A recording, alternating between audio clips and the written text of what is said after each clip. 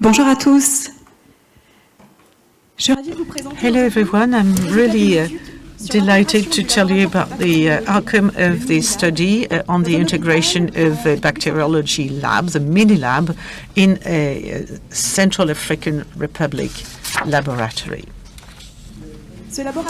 This lab was designed in order to deal with two important health problems. Firstly, AMR, antimicrobial resistance. The level of resistance of bacteria is much higher in low and middle income countries versus high income countries, and the global burden of death is estimated at 1.27 million deaths, and so the highest death rate is attributable to AMR in Western Sub-Saharan Africa. It's because of sepsis, very often not properly diagnosed because of a lack of laboratory. It's because these laboratories are very difficult to maintain and implement in our settings, and due also to lack of skilled HR and logistic constraints.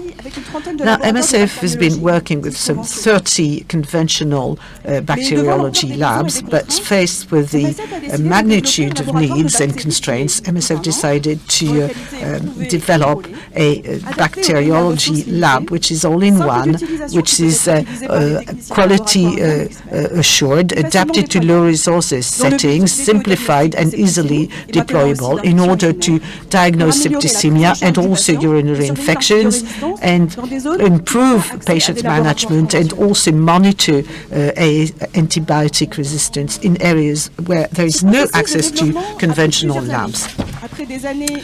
Now, it took us several years, and following studies in a reference laboratory, we introduced this in Drouillard in Haiti to validate the procedures. And following this assessment, MiniLab was then modified and then implemented in Carnot in the CAR and in real life conditions in a hospital that didn't have access to a bacteriology lab.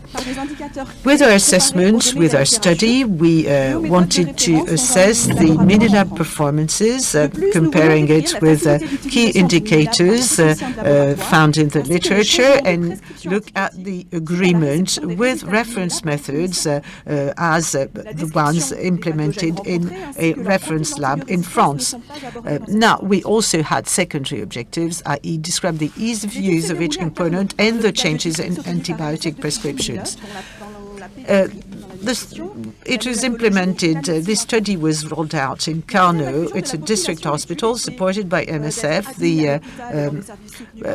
The patient's population was admitted to hospital in one of the wards supported by MSF with at least one blood culture received at the mini lab on admission or during their stay at the hospital. And we collected 4 types of data, the Carnot and with 2 different sources to look at the AST, and then it was sent also to a reference lab in Paris. We tested the ease of use using a self-administered questionnaire 3 times presented to the lab technicians. We also assessed their skills, and we also looked at the clinical data and therapeutic data for patients with positive blood cultures that were considered as pathogenic by clinicians.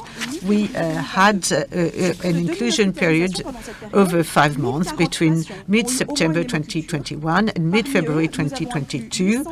1,000 patients had at least 1 blood culture, and among them we included 835 patients representing 960 blood cultures, mainly collected, or half of them collected in the pediatrician in PEDS ward.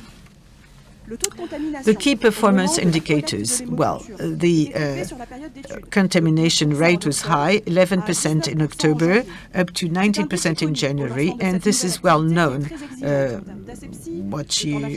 It's really quite demanding and time-consuming.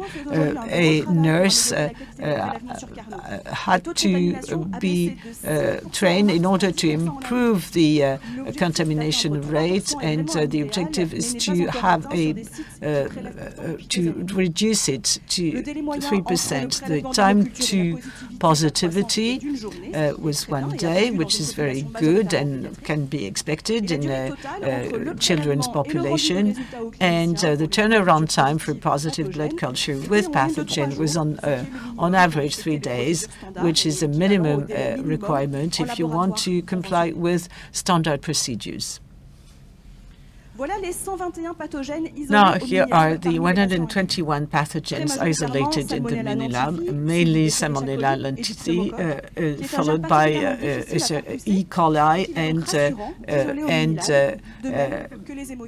and Haemophilus, and it's quite reassuring to be able to isolate these pathogens in the mini-lab with the mini-lab technique. Out of the 121 germs, 88 were sent to the reference lab in France to be reviewed with a reference method.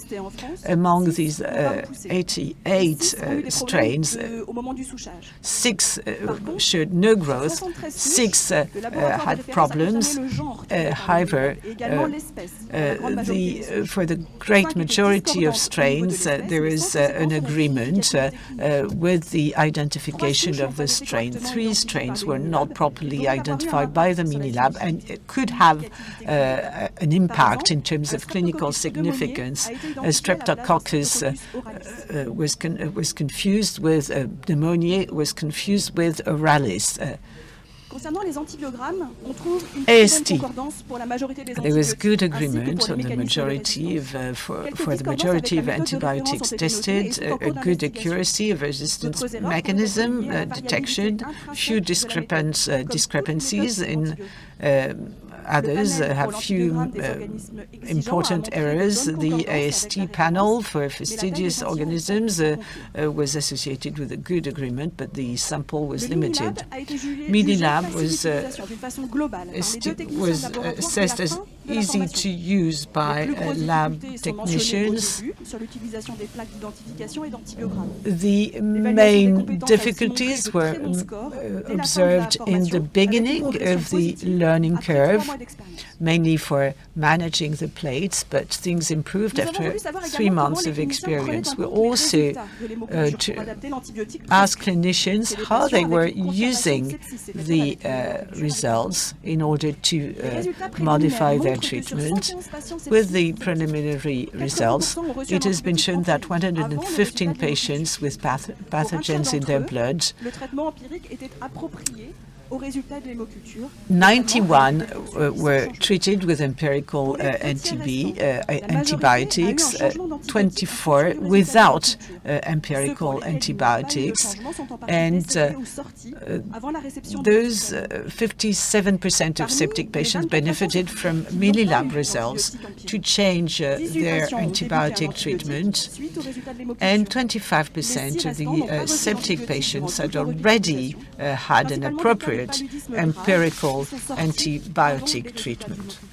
Au final, 57% des patients septiques ont bénéficié des résultats d'hémoculture pour un changement ou une initiation d'antibiotiques. 25% ont poursuivi leur antibiotique confirmé par les This empirical antibiotic treatment was confirmed by the lab results. To conclude, this mini-lab, fully integrated in a district hospital, showed good results. Complementary diagnoses are required, and some this study confirmed that the unskilled technicians can be competent within a few months, and preliminary results have shown that these results have been used in order to fine-tune the antibiotic treatment in half of the sepsis cases. Major challenges had to be met during the study, but thanks to the work of the team, it was possible to improve the sample collection and, of course, in order to reduce contamination. There's also work needed to improve blood culture prescription. The mini lab is ready to be rolled out in other hospitals and can become an additional tool in a comprehensive strategy. And it's also a way to document antibiotic resistance in areas where no data is available. And this can be done at a reasonable cost. And this means a major improvement. Of course, the mini lab will have to be further improved in order to maintain the optimum quality and further support clinicians in patients management. I would like to thank the Carnot team and the mini lab team for their support. Thank you for listening.